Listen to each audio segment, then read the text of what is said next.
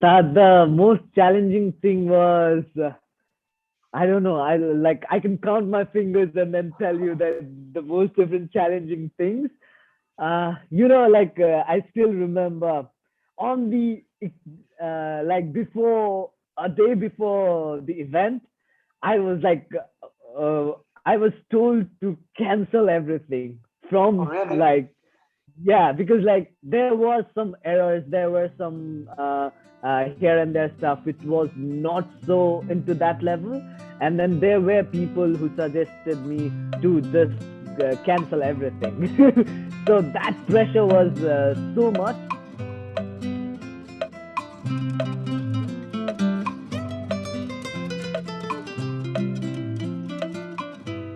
First of all, thank you so much, Saroj. I really want to thank you because you are the you are the one who actually called me that day and okay, Dada, अब podcast सुरु गर्नै पर्छ. And then when I get excited and I get charged up, and त्यहाँबाट चाहिँ मैले podcast सुरु गर्न थालेँ. And thank you so much for exciting me and as well as giving that energy. And thank you so much for joining today. No worries. That. Thank you so much. Thank you so much. This was kind of. I think I was kind of being selfish also, just to be in your podcast probably because No, no, no, no. because I've always been like this, that I always promote, and then I always wish that people around me are progressing and people around me are doing really good. And it's kind of it's my wish or my pleasure to be in such a good surrounding that everybody listens to me and take care about my words that I tell them. And I feel extremely happy when brothers as you get inspired or take words from me. And thank you so much for such a warm welcome and such an opportunity to be on your podcast. Thank you so much for coming, Saroj. And yeah, I really mean it. Like I was thinking of doing a podcast, but I wasn't. There was no energy on me, you know. But when you called me and told me, like, "Da, अब त podcast सुरु गर्नै पर्छ," and that really gave me a kick. And okay, now I have to start. So and after that, I started continuously. And thank you so much for that energy. And one of the things that I like being with you is like you have such an energy, and you transform that energy to me. I feel like that. And even I see Sure. you. Thank you so Yeah, much. when I saw you in I think it was in International Student Cafe.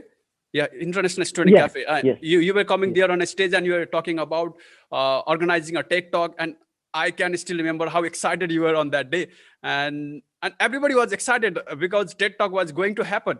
So I just want to know about how does this idea came on you. I'm like, when did you decide, or when did you think like this idea came onto you? Oh my God. Thank you so much for this question. The first question was on the spot because, my part of the story is like a bit different. Like Jay Hazule Bonobo, it's a bit different. Your part of story and my part of story is a bit different because what you told me that all of you brothers listen to me that I am going to organize a TEDx event, and you guys feel so motivated and pumped. But for me, it was coming from your perspective, or all of the senior brothers from our CQUniversity, where I saw on the student cafe itself, I saw Service Dadas, I saw you, I saw Bikesh Dada, presenting yourself being as an no, not the ex-student, the current student, welcoming new students such as us, and then telling us the different opportunity that the university provides. That was kind of that's kind of my story, that I felt, okay, this is the place where I need to do the TEDx event. So the kira one, the seed of the TEDx event burned within, was within me since my childhood. Because I have gone through lots of different hustles and here and there, let's say bad scenarios in my childhood. Like I've gone through depressions, bullying, intensive bullying, and sexual harassment and stuff like that. So I always had this perseverance, or I always had this idea where like sharing your thoughts and sharing your ideas are so important. So likewise, in the search of the ideas, in the search of different thought, how people think, how would people what are the thoughts of the people, what ideas are they sharing, that was most important to me. Like learning was most important to me since my childhood. But I was so ignorant to like the studies, but learning new things, I always craved for learning new things. So I think it's the seed of the TEDx organizing or being in the TEDx event was since my childhood. Then it faded away for some reasons in between. Then I think in bachelor level, I went to study in India. I tried organizing a TEDx event there, but like due to some reason I couldn't. I thought like it's not the place because of the scenario, because of the pressure of studies and here and there. And I think also because of the mentality of that particular age, as I was not so much of responsible. I was just in the surface level of excitement that, oh my God, I need to do this or that.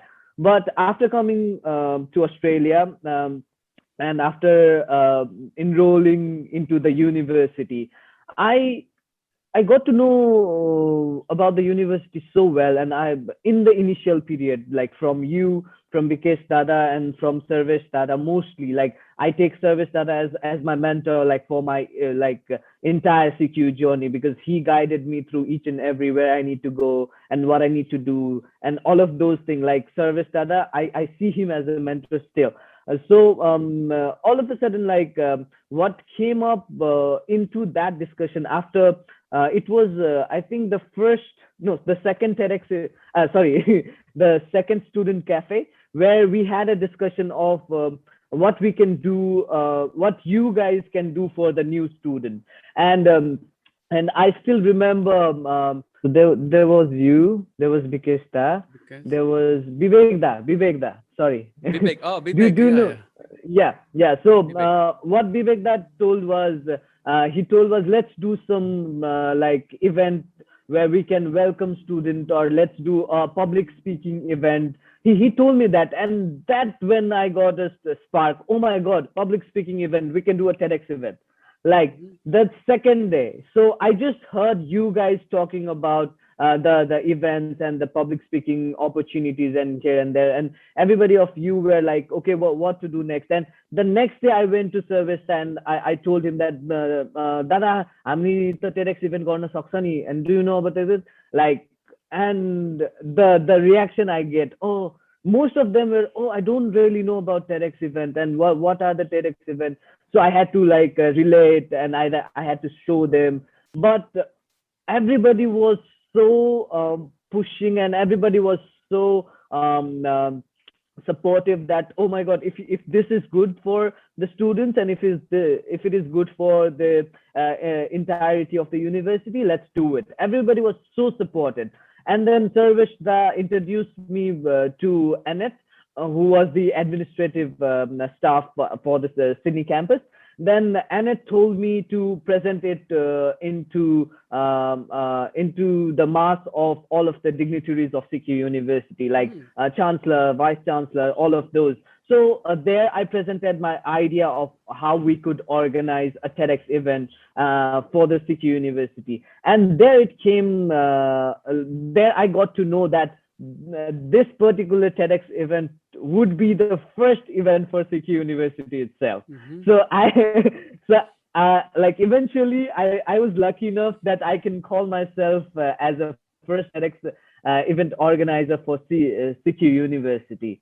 So the idea came up like that and manifested like that. So yeah, it was I a can still see, really I can still see you how excited you are even today. Just oh, I am, just want to know, like, didn't you have, like, in those time, like, the fear of getting rejection about your ideas, like, if I share these ideas, will university accept it, or should I share this idea? Didn't you have that kind of fear, or that kind of what do you say, that kind of holding back regarding to your ideas? Oh, absolutely. I did have that kind of ideas as well. Like not the idea. I had a feeling where like, oh my God, what if like they do not accept it, or like what if like they do not like my idea, or what if they would steal my idea or something like that. So that was the kind of initial thought, like. But I explained this doubt to Annette, and she was like, don't worry, everything would be all right. Just present and do all good. And even service guy was like so supportive. By just try to go actually, like once you try, everything will be coming true. Like here, nobody will judge you, or like nobody will tell you that this won't be possible. And everybody was so supportive, and then the confidence boosted to the next level, and then I was so confident. Okay, and I presented the idea. Okay, this is the thing, and then yes, it went like that. Okay, that's a great. I'm like even sometimes we have ideas, but we have a fear of like rejection. Oh, what if someone doesn't like these ideas? Of what if these ideas doesn't work, and what if I get failed on this? And that's the reason most of us doesn't take that first step. Yeah, I think what I feel is like we all have doubts. Like that's what is everything is holding us behind. Like Hmm. as a person, as what we see is like okay, we need something, but the first thing that is holding us back is our doubts, our own thoughts. Yeah. So I think we have to probably take a look at look at it, and then be thoughtful of how we think, and how what we are thinking, and be aware of what we are thinking and how we are thinking, and just clearing the doubt, because the doubt came from within. So it's Hmm. our own responsibility to clear that doubt as well.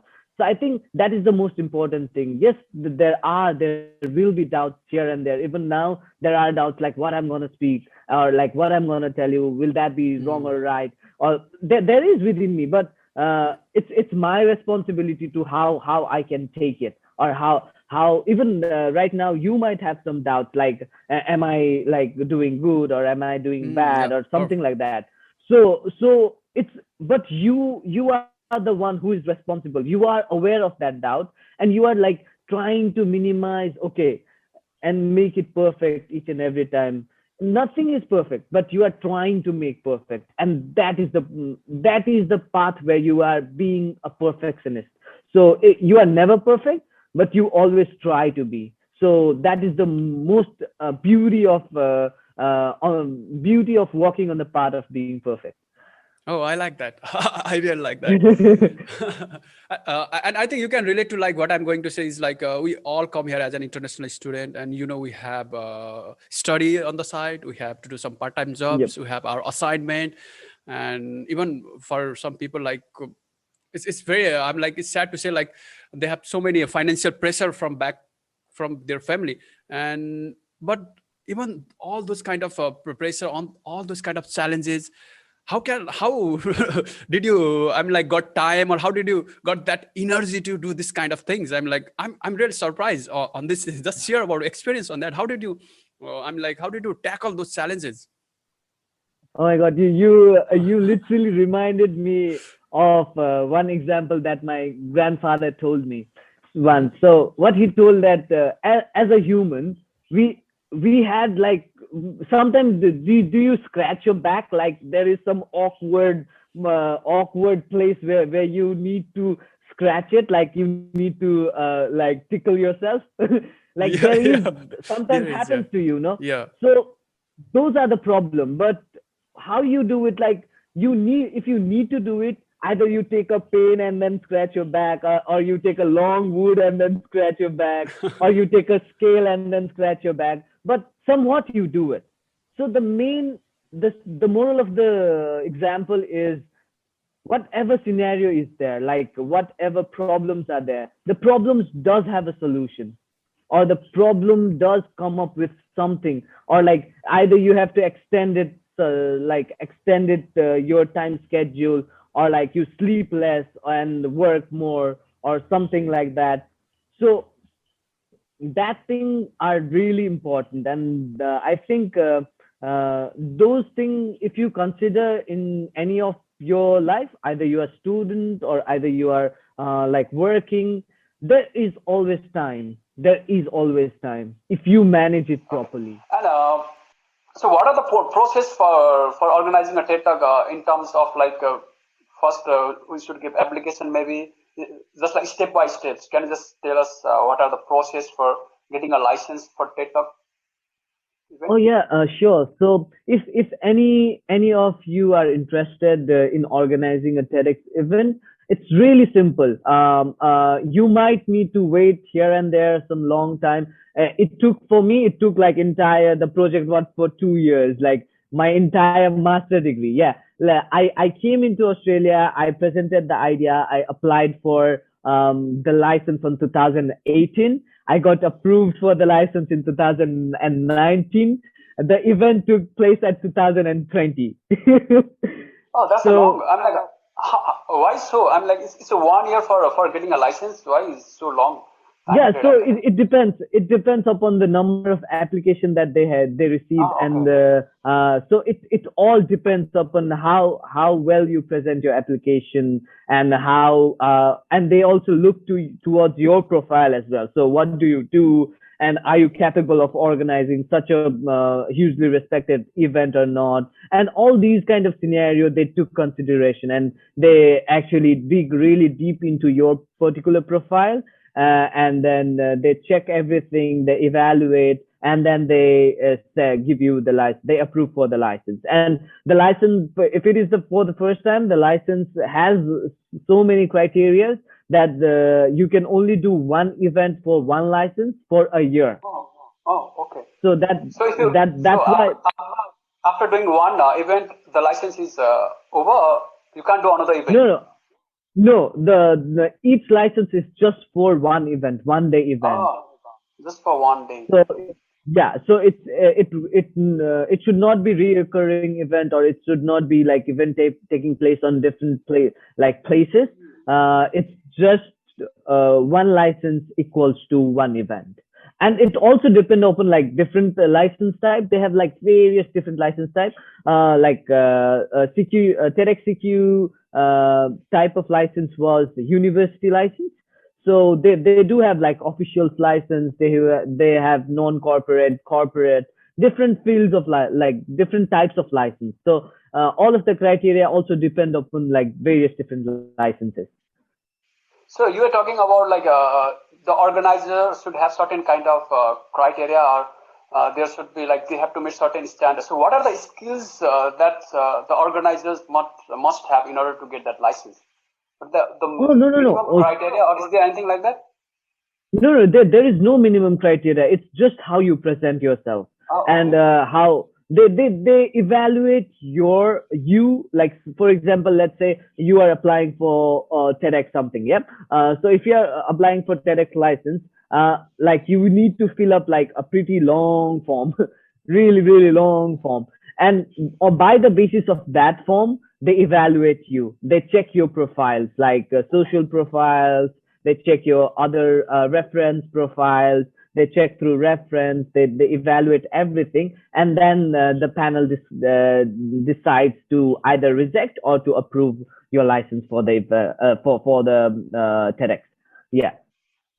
Oh. So it's And, there is no like basis of characteristic that this person should come from this field, or this person should be a graduate like a master's student, or like here or that. No, it can be applied by anyone. It's just matter of fact that it might take long time, long process hours. It might get rejected, but there is no like basic profile requirement for anyone. It's just how you present yourself.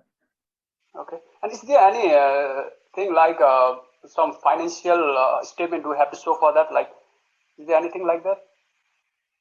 Like No, application? no, there is no budget requirement. As the entire event is non for profit, so it's totally non for profit event. You cannot gain any profit out of it. It's just the slogan of it is idea worth spreading. So it's you are just promoting the slogan itself, or you are just promoting or giving opportunities to different people who have various different ideas. So you are just promoting the ideas of the people.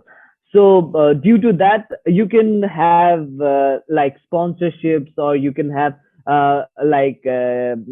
financial help from anywhere. But you don't need to show any financial requirement or any financial budget to get the license. So it's totally free of cost. So it's just a free form. They open their like application in certain dates and times. So basically, you just need to go there and fill up the form, and then that's all. And then just wait for the response. So after you applied for the license, what was your thought? I'm like during that period. After you applied, Oh my God, what was your thought? because like it took almost a year. I thought, okay, I am not getting the license itself, like for sure. Like they have took so long to like they have took so long now. I didn't even bother to like check if I'm approved or if anything is going further or not. Like I just applied for it, and then after 2 3 weeks, now my assignments get like higher and higher, and like I have like this bulk of assignment. I totally forgot about the entirety of the, like I had this hype. Okay, we need to do this, we need to do this, like let's form a group. Like I always had that energy, and for that event, I tried doing various different things. I also tried doing podcasts with our AVC Associate Vice Chancellor of NSW Region, Mr. Shantamba Pillai. So I even did like try to do podcasts, which I could not. I failed on that one, and then I learned something new, and then again I tried, because to create the profile for TEDx events, so that like I thought like if I do these all sort of things, like my profile would be good, and then they would accept the application. That was my thought, but I never stopped being productive. I never stopped myself being productive. So I totally lost it. Like, okay, I would not get it. I think the application is not approved. So all of a sudden, one day morning, like I had this Gmail thing pop, like notification of Gmail, like all out of nowhere, and then it was written TEDx. By that also, I was like, okay, they might still require some more documents and thing. But when I clicked that and opened that notification, I was like shocked. Like I paused for a moment, like literally, I paused for a moment, checking my screen, and the next thing I did, I shouted. My wife was sleeping next to me, and then she jumped like a heck, like what happened? And I shouted again that I got approved from TEDx, like I got like approval for the event, and then after the actual hustle started. Till that moment, nothing was like, it was so calm and simple, but actual struggle started from after getting the license.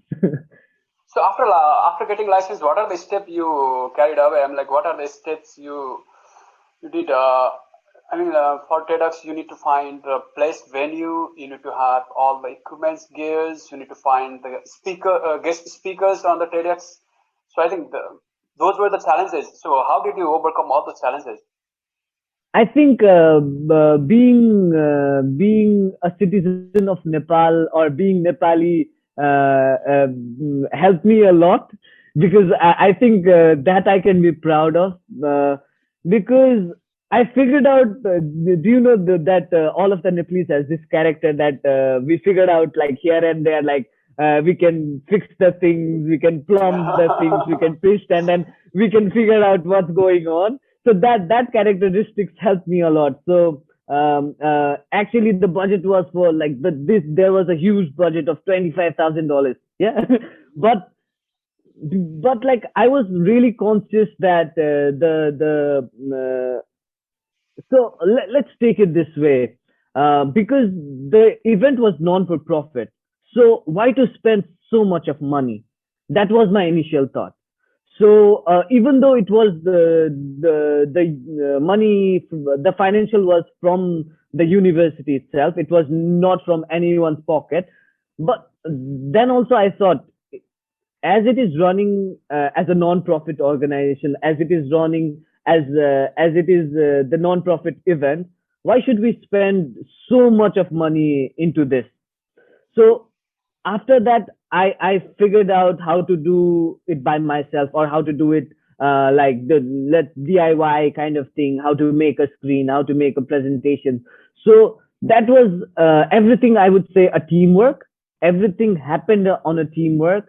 Um, like my idea reflected, but the actual work done was by the team. And team include not just me, but those that were like even you helped a lot into like finding the speakers, and you helped a lot making up a content, publicizing that the event is going to take place. You marketed within the student, within your bunch of people. So I think these all are the teams. So we all worked as the team. So it's not just me. I just came up with an idea, and then I just did my best to get approval from different sources. But without you, without Vikesh, without other team members, without Prashil, and then all of the team members, the entire event was not possible. So I think the next step was to build up the strong team, I would say. The always like because we also went through different breakups within the team, different here and there stuffs within the team. But the most important thing is being as an organizer of the event, the lead organizer of the event. You need to organize first yourself and the team, and then the event. So the main important thing was building up the team, because for me, I was like here, I was organized, like my lifestyle was organized. So the next thing for me was to organize a really good team, which was really hard work as well. And then that team worked and then searched for various different speakers, and then maintained all of the food and beverages, venues, and then all of the other things that comes up together. Yeah, tell me about like you just said there was a budget of 25,000 for the event, and anyone can Yeah, spend that amount of budget and make a huge event. But you were saying like yeah, you have a thought like this thing is a non-profit organization. Just let's do it how in I mean like let's not spend too much money. Just spend how much yeah, we need to. So where does yeah. that So thought come from? And like where did that mind or that kind of thought came in you? okay, so basically, I always have this thought process where I would say, whatever you don't want in your life. Let's say, I would ask you this question: like, would you be okay if someone steals from you? No, Like, that's not. exactly. So you won't allow anyone, or you don't want to you to be theft, or you to be stole, or you to be robbed, isn't it?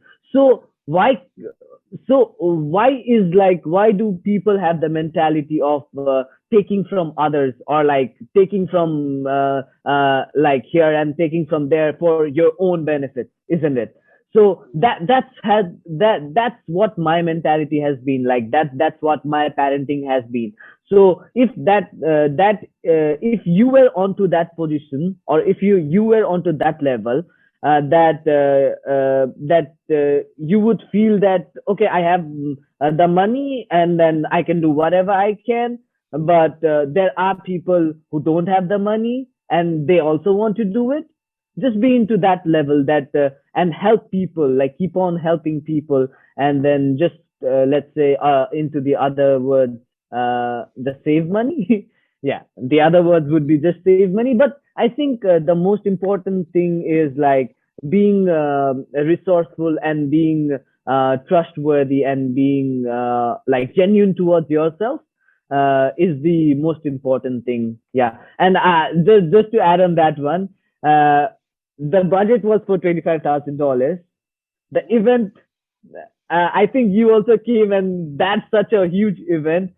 it was just, I just like organized, our team just organized to do it on $4,500.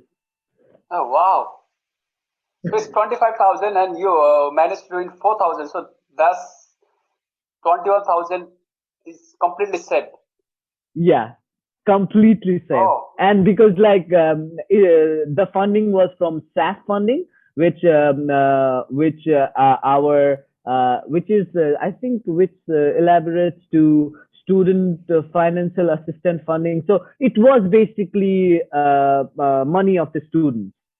So whatever we gave for the library allowance, what we gave for to use the system and here and there, that money was the SAP funding. So what I okay. thought, so that is the part of my money as well. So that is the part of my friend's money as well. So would I take that money and keep it into my pocket, or would I just do it openly to the sake of the people? So that what my thought process was. Now, how did you manage to do that in just 4,000? I mean, like, it's been really hard for you to manage all the stuff, all the venues, all the equipments, gears. How did you manage that? I think I just like I think we just had a good time. I don't know how I did it. Like if I really think I also get amused of this one, but like what I think is our team was such a great and enthusiastic team that they did good research, and every people around us was so supportive that they helped. Like the venue, we just booked it for $500 because it was they had a good connection with Annette, and then we had like a good connection within us, so that it would be reflected in our budget as well. So yeah, I think we just got lucky. So and the other thing was the technical part. So rather renting the huge monitors and huge technical thing, as I came from the technical background, as I did my IT and a little bit of software engineering here and there stuff, I knew how to make a projection, or I knew how to make a like the top up projectors, which cost like we got the quotes for all of those thing like the projector and stuff for $5,000. Like it was more than the budget we spent it for the event. So which was heap. So we figured it out, like how could we do it ourselves? How could we manage it by somehow? So we took some screens from the computer lab of the university. We took some screen, we put it on the table, and then we did it ourselves. We did some wiring connections and here and there, and then we all of the things were done like that. And audio visual was the next thing, which would have cost us heaps, like around $12,000 or so. We got the quotes around that amount. So, but what we did, like we thought of giving opportunities to students who were doing multimedia and mass media. So it would be a good opportunity and internship kind of thing as well for a day. So we approached to that department and then asked them that if we could get some good student who can do photography, who can do videography, and all of those things. So yeah, it was all do it yourself and within the team again. Oh, wow. You and your team, I mean, like, you guys are totally thinking out of the box. I mean, like, completely different. Yeah. Wow, that's really impressive and that's really interesting. So how about the guest speaker? How did you guys decide who gonna be guest speaker on the stage? So probably there should be some process on that. So what was the process? Okay, so there is this thing called guest speaker and then elected speaker. So we had an applicant speaker. So we opened up an application process to be a speaker or to elect a speaker. And the second one was as a guest speaker. We went through different like the LinkedIn was the best resource. Probably LinkedIn was the best resource to find different speakers and then different connections. Like we found out the founder of Essex, Gurnam Singh, through the LinkedIn. We found out other Rana Kodari through LinkedIn. So these guest speakers were like they're sharing their ideas in LinkedIn, and we did some research to get in touch with them, and then they were extremely happy to share their thoughts into the stage and into to our audience. And other speakers were applicant speakers, where we like reviewed their applications. We had a different team just to review the applications. We had like staff members from CQUniversity, lecturers from CQUniversity who did a review of the applications. So like these were the processes to get the speakers because TEDx event is all about the speakers and the listeners. So rest of us, we are just there to organize the stuff. But the actual event is for the speakers and the listeners. How about is there? I'm like, is there any sort of guidelines for the speaker? Like, did someone came from the TED official from the TED to teach or to guide how to give a speech in the stage, or they just rehearse by themselves, or what's the process on that? So yes, we did came up with some of the speakers, like student speakers, not being afraid of public speaking, but they really want to share idea. But there was no like physical person available to tutor. Like there are like people who we could hire and then we could train them. But we thought of taking like again the different out of the box approach, where we found out different resources on YouTube, on the TED profile itself, on the like the TED Talks websites, and then different various media resources, the social media, and we collected all of those materials. We compiled it, and then we published. We gave to all of our speakers as a resource to practice. So so there also we had a chance to get some benefits on a financial thing, so that like we don't spend so much of money, and then we could easily do we could easily collect good resources for our speakers. So what was the most challenging for you during the whole process? Oh, that the most challenging thing was I don't know. I can count my fingers and then tell you that the most different challenging things.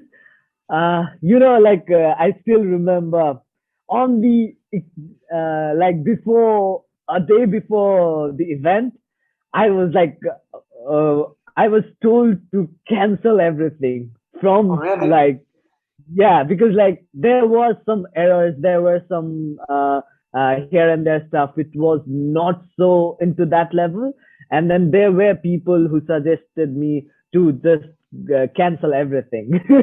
So that pressure was so much, but at the end everything was successful, everything, and it was exactly before the COVID hit, and I think that also we got lucky. I think exactly 2 days after that, Australia stopped organizing events. So we got really lucky on that one as well.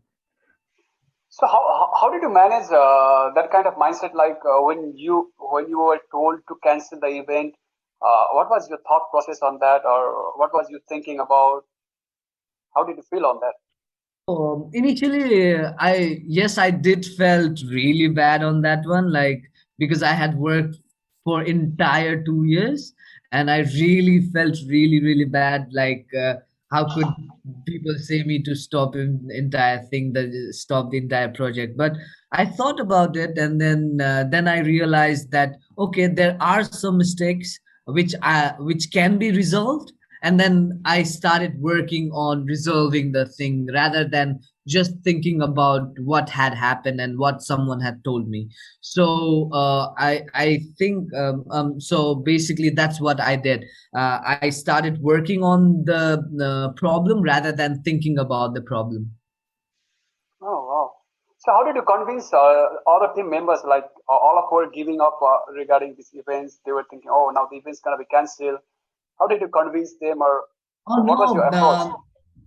uh, it was no like the team was really optimistic, the team was really enthusiastic, the team was really supportive, because there were times where we had where we had team members having an examination on exact like a day before the event, a day after the event. So there were these like big problems as well, as an individual problem. But as leading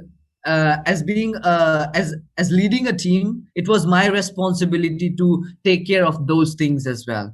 So rather forcing them to do whatever they were told to do, I always had a backup, or a volunteer student who did not had so much of duties on regards to their studies and on regards to their work schedule. So I always had these backups plan, and then I always had this backup volunteer students who could they were not exactly a backup, they were like helping within the team from the very beginning. But just in case, I told everybody to look onto everything, so that whoever leaves or whoever don't have chance to commit into their best, everybody could look at to one single thing, or that particular thing that that person was doing. Reflecting on that journey, what do you think that inspired you to keep on going on this journey? I'm like on that journey. Ah, I think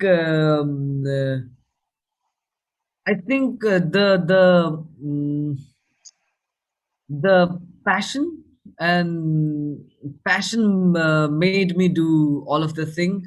Passion of helping people, and passion of giving opportunity to people, and passion of serving people, and then sharing ideas of the people.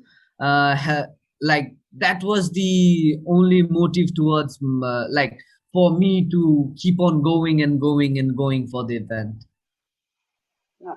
I saw one of your video in Facebook, yeah, in Facebook status, like it was the video of that particular day, and you were singing like, "We shall overcome, we shall uh overcome." What yeah, was that? yes, Share me the moment. What was that moment? How did you feel on that? so yeah, that was the, I think, most overwhelming moment and most emotional moment for the entire event, entire period of the event. So that was the, I still remember, like everything was done, and every speaker went so well, the event went so well, and Shahan came up on the stage, and then invited me to like speak up some few words. And that was the exact moment where I did not had any speech or anything prepared. And like Shahan called me up, I did not had any presentation, my mind was blank, and the only thing was the smile, and the song in my mind was like, we shall overcome, we shall overcome, we shall overcome someday. So this song was like keep on rolling up my mind, that that like that motivated me a lot, as the song also say that someday like we will overcome everything. So like there is a possibilities of getting rid of all of the problems. So that what I felt that particular moment, that I, rather than all of this problem, at the end I got the I got to touch the feet of the success. So that's what I felt. So yeah, that's why I sang the song, and then yeah, that was the moment. So what was the most learning, or let's say what insight, let us say wisdom you got through this journey? I think every second of the journey was a teaching and a learning for me, because like I learned how I learned how we can do hard work. I learned to do a teamwork. I learned to do I learned to remain persistent. I learned to remain optimistic. So each and every problem, or each and every hustle brought some learning curve within itself. So I think each and every turning point, or each and every day for this entire event was some or the other day a learning for me. Is there anything like if you reflect now, that is there anything that you want to change, or you feel like, oh, I should have done this thing this way? Is there anything on? Do you feel anything on that? Not exactly, because I think the entirety of the thing made it so beautiful that though it had a problem, though it had like so many ups and downs, I think that was the beauty of the entire thing. So I would not say like if I would do this, then that would go better. So I don't have like that kind of mentality, or like that kind of thing. Everything happened, it was beautiful, it was such a wonderful time. Yeah. Oh, wow, great. What about after finishing the event? What's the next process? And like after you do So all the video editing, all the speakers capturing all the moments in the video. So what's the next process? Oh yeah, sure. So the next process is that we need to as we have to record all of the speeches, all of the speakers speeches record it, and then edit it, and then publish it into a TED Talk profile, or TED Talk YouTube channel, websites, and here all of the social medias.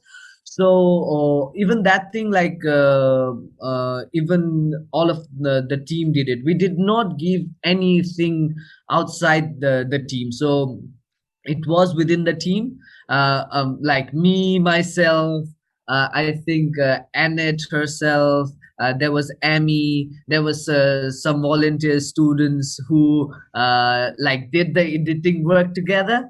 So it was just like this team who worked, there was no high level professionals involved. So it was I would say it was event for student, organized by student, and worked as by students. So it was the entirety of student project with the help of university and their staff members.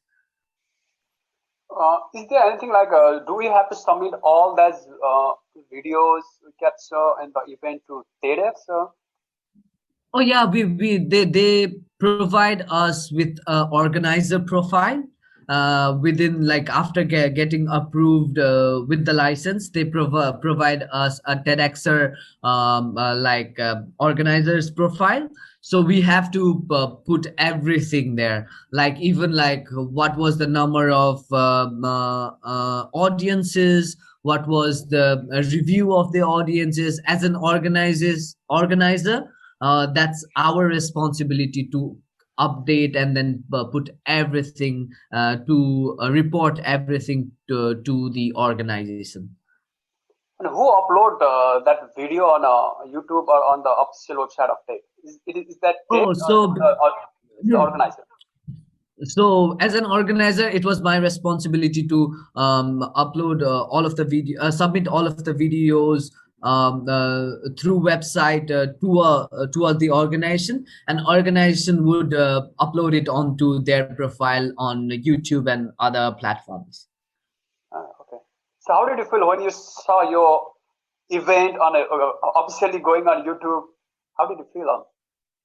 I think I felt like how how Martin Luther King would have felt when Obama became an president of US. Oh, So that I think that was the feeling that I would say a dream literally came into a reality. So I think yeah, it was a dream coming to a reality with the hard work, and that's what I would like to say. It was how I exactly felt how Martin Luther King felt when Obama became an president of an United States of America.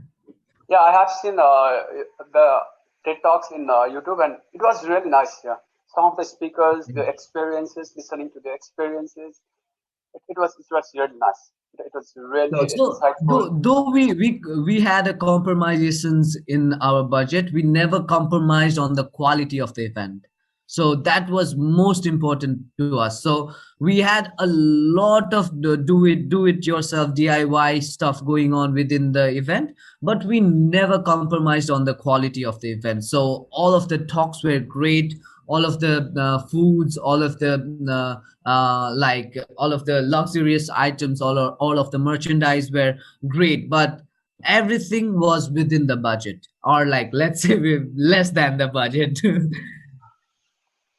So, what's you are looking forward now? What's Oh, next on your life? so the passion and the persistence never stops. The optimism never stops within me. So I have always look here and there. So next thing I think I'll be doing is a startup soon. So I'm looking for building up a startup. And then I always have this feeling, or I always have this motto that I we couldn't, as a human we can never work as a finger. Let's say we are a finger, then as a one person it's always pointing someone, but like as a team being a fist, we can either punch someone or like bang someone. So that's the power of team. So like I'm building up a team where we can do a really good startup. So I'm planning for a startup, and that's what I've been working on. Also like to do let's say into media, and to like build up the profile of like meditation and being mindfulness. That's what I'm looking forward to. And I'm also what sorry, what I am doing is I'm looking forward to create an non-profitable organization, or like a group, or a team of people where we could help other people doing meditations and being mindfulness. So yeah, that's what I've been doing recently. And except of work, yeah, work is always there. So except that, I'm also into these kinds of extra projects. Oh, there are lots of projects you are going on. I'm like, how do you manage time, or how do you keep motivating going on different projects? What's your inspiration things, or what inspires you on going on different things? I think a thrivingness of being not limiting yourself into one scenario is my motivation. I do not like to limit myself in just being good at one thing and just ignoring the other thing.